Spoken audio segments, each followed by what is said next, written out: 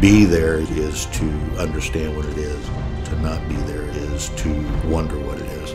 Dropped out of high school, joined the Marines October of '67. Most of us were young kids, 18, 19 years old.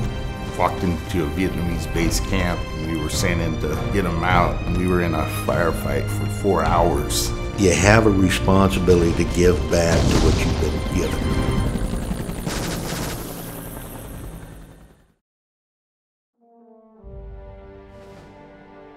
See, I'm a foster child, and I had ran away from most of the foster homes they placed me in. At age 14, I left my aunt and uncle's home and trying to find my father in Indiana. My father was in the Army in North Africa at the time. I didn't know it. So when he got out of the Army, just a few days before I was 17, I saw him, and then I went in the Navy. Of course, by the time I got in, it was over, but I enjoyed what we had to do right after the war. After boot camp, we went to Pearl Harbor, and we formed a group to go to Bikini to test the atomic bombs right after the war, to see what effect it would have on our ships. So I spent almost 2 years on 2 tours of duty in the Marshall Islands at Bikini and Kwajalein with the Navy, working with the Atomic Energy Commission. We were 13 miles away from the center of the impact, watching it. And we had to sit down on the deck and put our arms down in our arms, our head rise down in our armpit like that, and close our eyes. And when they counted all clear, we could open up and look up. As you can see the big mushroom coming up, then near the explosion.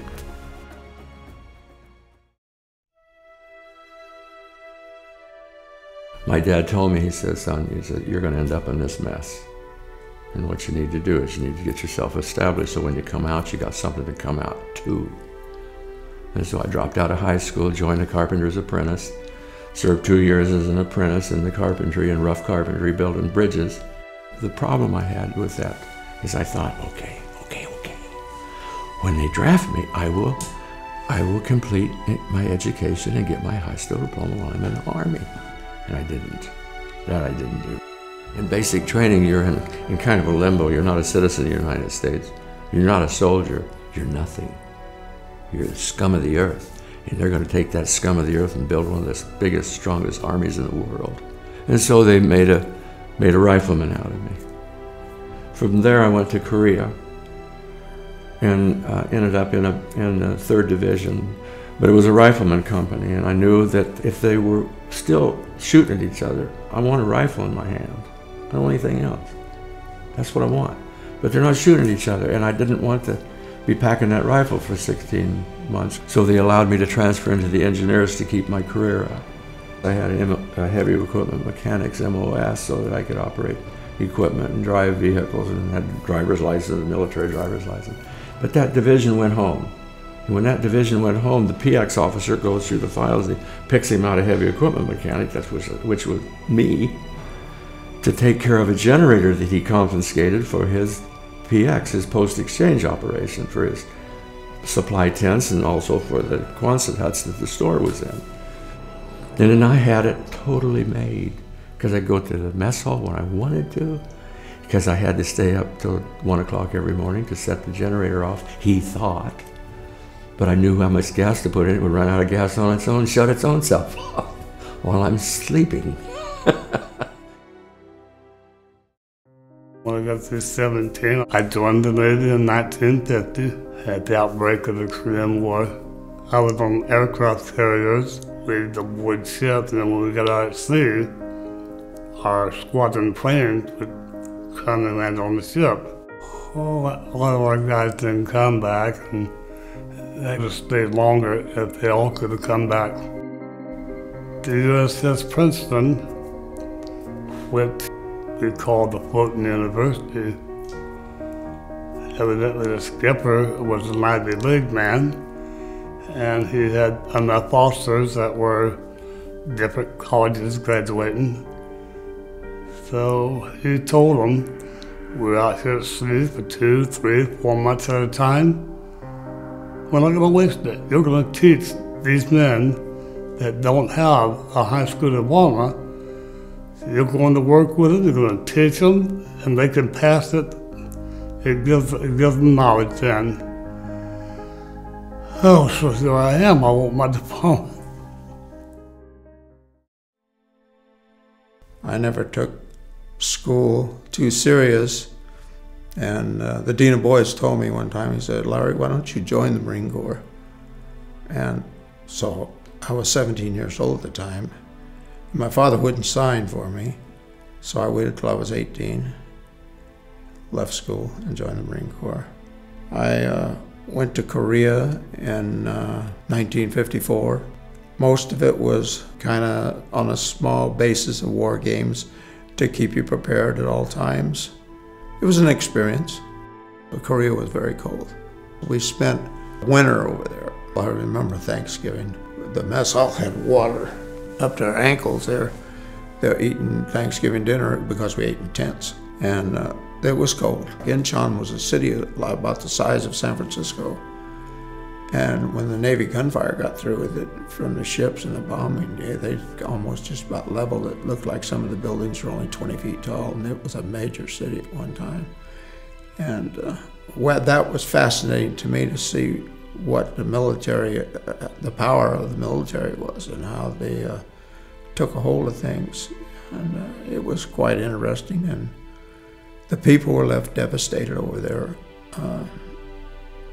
Even after I got there, and the war had been over for about a year, and the people were still really totally devastated over there. That country took probably a long time to rebuild.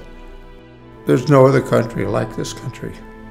The main reason is we have a lot of freedom.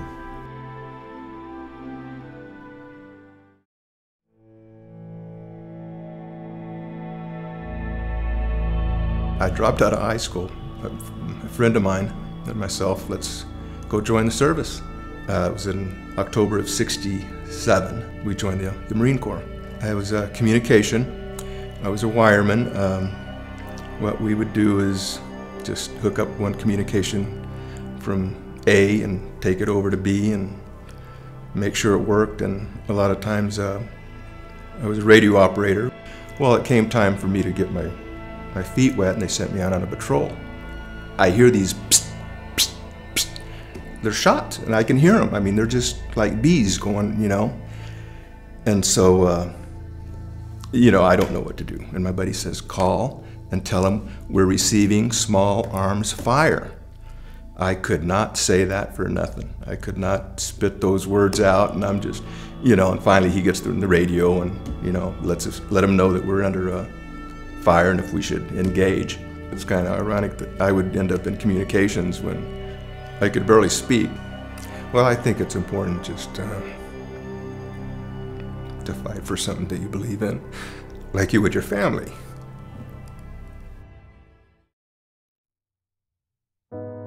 My senior year had already started, so I decided instead of going on back to school, I'd join the service. I entered the United States Army in December of 1964. On the 31st of March, we were on an operation, and it was on the Cambodian border. One of our recon platoon walked into a Vietnamese base camp, and we were sent in to get them out. And we were in a firefight for 4 hours. That day I got wounded, I got shrapnel. With my wounds, I wasn't medevac because I was what they call a walking wounded. We figured we was going to get hit the next morning, so we kind of dug ourselves in deep. And about 5 o'clock in the morning, we started receiving mortar rounds. And then a ground attack came in. When I was in Vietnam, I lost some good friends. One of these days I'm going to reconnect with them. I'm going to go back to the memorial in Washington, D.C. and have a beer with them. There's certain parts of Vietnam that you remember, then there's certain parts of Vietnam that you would just assume forget. Because I was only 17, I had to have my parents' permission to sign for me, and I joined the Marine Corps in 1967. Well, all Marines were initially trained as infantry riflemen. However, as you leave boot camp, you go to your MOS specialty school, military occupational specialty, and mine happened to be in tanks. And 54 days after I turned 18, I was landed in Da Nang, Republic of Vietnam. Yeah, 18 years old, and I think everybody during that period of time thinks they're invisible or invincible and can walk across water. And I'm sure that if I could remember what I thought back during that period of time, I probably thought the same thing. You're in the field for hours and hours and days with nothing happening, and then all of a sudden you have this thing that goes wild for a couple of hours. It's